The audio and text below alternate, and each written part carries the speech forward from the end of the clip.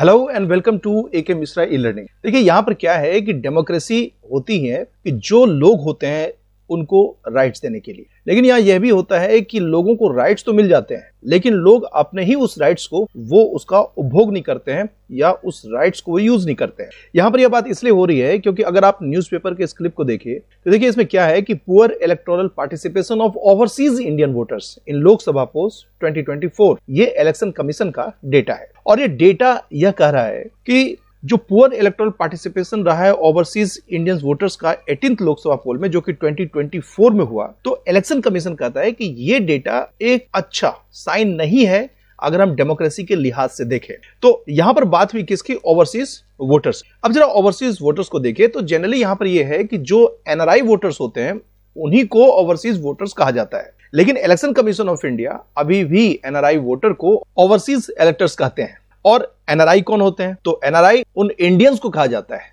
जो कि विदेश में रहते हैं और विदेश में रहने का उनके पास अपना एक कारण होता है जिसमें कि मेनली वो एम्प्लॉयमेंट के रीजन से वहां पर रहते हैं। और रही बात वोटिंग राइट्स की, तो जो एनआरआई होते हैं वो एलिजिबल होते हैं लोकसभा, असेंबली और जो भी डायरेक्ट इलेक्शन है उसमें वोट करने के लिए। इसलिए बस उनको यह करना होता है कि उनको शो करना पड़ता है अपने ओरिजिनल पासपोर्ट को एक प्रूफ के रूप में कि वो वही है, मतलब उनकी अपनी आइडेंटिटी के लिए उनको ओरिजिनल पासपोर्ट को शो करना पड़ता है।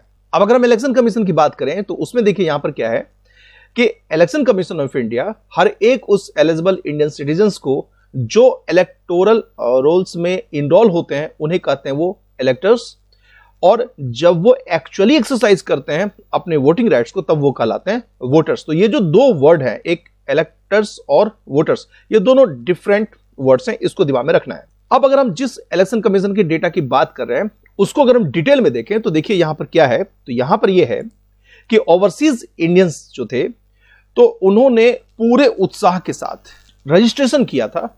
और रजिस्ट्रेशन का मतलब है कि एक वोटर की हैसियत से कि वो कल को वोट करेंगे तो उस हैसियत से उन्होंने अपना नाम रजिस्टर्ड कराया था। और वोटर लिस्ट में अगर हम उनके इनरोल कराने के नंबर्स को देखें तो वह कितना है? वह है नियरली 1.2 लाख। और जो डेटा रिलीज किया गया है इलेक्शन कमीशन की तरफ से तो उसमें यहां पर यह है कि 1,19,374 रजिस्टर्ड हुए ओवरसीज इलेक्टर्स इन 2024, जिसमें कि सबसे ज्यादा जिस राज्य में वह राज्य है केरला, जहां पर कि हाईएस्ट रजिस्ट्रेशन हुआ और वो नंबर कितना है? 89,839। और 2019 का डेटा क्या शो करता है? वह शो करता है कि ओवरसीज इलेक्टर्स जो थे उनके रजिस्ट्रेशन की बात करें तो नंबर्स देखिए यहां पर कितना है? 99,844। लेकिन अगर हम वोटिंग के लिहाज से देखें तो मिनिमल टर्नआउट है। मतलब यहां पर यह है कि केवल अगर मैं इस नंबर को अप्रोक्सीमेटली लूं तो केवल 3,000 मतलब 3,000 ओवरसीज इलेक्टर्स जो है वो इंडिया में आए और उन्होंने अपने डेमोक्रेटिक जो उनके राइट्स हैं उसको उन्होंने एक्सरसाइज किया, मतलब उन्होंने वोट किया। और उसमें अगर हाईएस्ट पार्टिसिपेशन की बात करें तो उसमें कहां पर रहा? तो वह केरला में रहा, जिसमें कि डेटा आप यहां पर देख रहे हैं 2670। तो केरला में यहां पर देखा गया कि उन्होंने अपने वोटिंग राइट्स का यूज किया। जबकि कर्नाटका, उत्तर प्रदेश, तमिलनाडु ये ऐसे बड़े स्टेट्स हैं जहां पर कि जीरो टर्नआउट हुआ उनकी तरफ से। और असम, बिहार और गोवा ये ऐसे छोटे राज्य हैं जहां भी ओवरसीज जो वोटर्स थे उन्होंने अपने वोटिंग का यूज नहीं किया, मतलब उन्होंने वहां पर वोट नहीं डाला। अब यह है कि आखिर क्या कारण है, क्यों नहीं आए, मतलब उनका इनरोल भी कराया गया फिर वो आए क्यों? तो कॉज फॉर लोअर टर्नआउट का है यहां पर, जैसे फर्स्ट विदेश से देश में आने का जो कॉस्ट होता है, मतलब ट्रेवल कॉस्ट। सेकंड देखिए उसमें क्या है कि कंपल्सन्स ऑफ एम्प्लॉयमेंट ओवरसीज, वो बाहर जिन देशों में काम कर रहे हैं तो हो सकता है कि वहां की जो कंपनी है उन कंपनी ने उनको भाई अनुमति नहीं दी, उनको छुट्टी नहीं दी।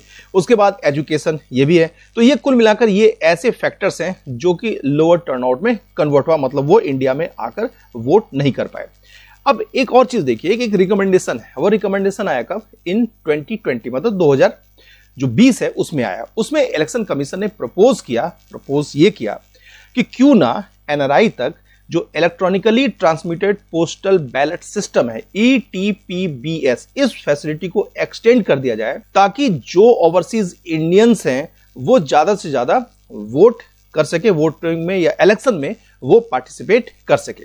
अब ये जो टर्म आ रहा है electronically transmitted postal ballot system, तो अगर इसको हम देखें तो जरा देखिए है क्या।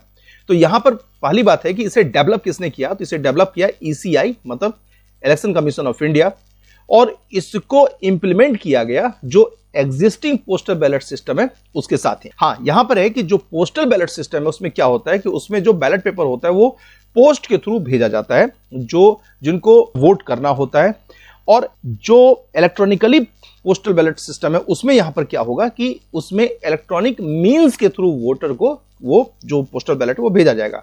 तो अब ये देखिए कि इलेक्ट्रॉनिक मींस, तो हम यहां पर ये एग्जांपल लेते हैं, जैसे ईमेल है, तो ईमेल के थ्रू जो भी एक्चुअल में जिनको मतलब वोट करना है तो उनके पास वो ईमेल के थ्रू बैलेट पेपर जाएगा, फिर वो वहां पर जो भी उनको वोट कास्ट करना वो वोट कर देंगे और फिर वो वहां से उसको रिटर्न कर देंगे। यहां पर ये है। तो अब इससे क्या फायदा है, देखिए फायदे में यहां पर फर्स्ट जो फायदा वो यह है कि यह एक सिक्योर्ड वे है transmit the postal ballot to the service voter in remote area. तो रिमोट एरिया में जो सर्विस वोटर हैं उनको पोस्टल बैलेट ट्रांसमिट करने का एक सिक्योर्ड वे है। दूसरा यहां पर यह है कि इसमें एंड टू एंड इंक्रिप्शन है, मतलब आसान भाषा में बात करें तो इसमें कि डुप्लीकेट पोस्टल बैलेट नहीं हो सकता है। और थर्ड यहां पर यह है कि इसमें मल्टीपल चेक्स हैं और वैलिडेशन है ताकि जो करेक्ट इलेक्ट्रॉनिक पोस्टल बैलेट है वो ट्रांसमिट किया जा सके। तो मतलब इसमें सेफ्टी और सिक्योरिटी काफी ज्यादा है। और फिर नेक्स्ट अगर हम देखें तो इन 2018 जो 16th लोकसभा है उसने क्या किया, पास्ड बिल, उसने एक बिल पास किया, और वो जो बिल था वो किससे रिलेटेड था, तो प्रॉक्सी वोटिंग राइट से था। मतलब यहां पर है कि जो एलिजिबल ओवरसीज इंडियंस हैं जो वोट कर सकते हैं इंडिया में आके पार्टिसिपेट कर सकते हैं इलेक्शन में, तो वो प्रॉक्सी वोटिंग राइट्स उनको मिले। हालांकि राज्यसभा में इस बिल को नहीं लाया जा सका। अब इसका मतलब यहां पर सीधा है, प्रॉक्सी वोटिंग का मतलब यहां पर यह है कि अगर वो इंडिया में आकर वोट नहीं कर पाते हैं किसी भी रीजन से, तो फिर वो अपने एक रिप्रेजेंटेटिव के थ्रू क्या कर सकते हैं कि वो वोट में पार्टिसिपेशन कर सकते हैं। तो ये जो आप सिस्टम देख रहे हैं रिप्रेजेंटेटिव के थ्रू वोट में कास्ट करना, मतलब तो यहां पर उसे क्या कहते हैं, उसे कहते हैं प्रॉक्सी वोटिंग राइट्स। तो हमने यहां पर क्या देखा, हमने इस पूरे वीडियो में ये देखा कि इलेक्शन कमीशन का एक डेटा है जिसमें कि ओवरसीज जो वोटर्स हैं उनकी तरफ से क्या पार्टिसिपेशन हुआ, वो नंबर क्या है, तो वो कितने नंबर्स हैं उस पर हमने डिस्कशन किया। जिसके साथ इस वीडियो को हम यहीं पर कंक्लूड करते हैं। Thank you.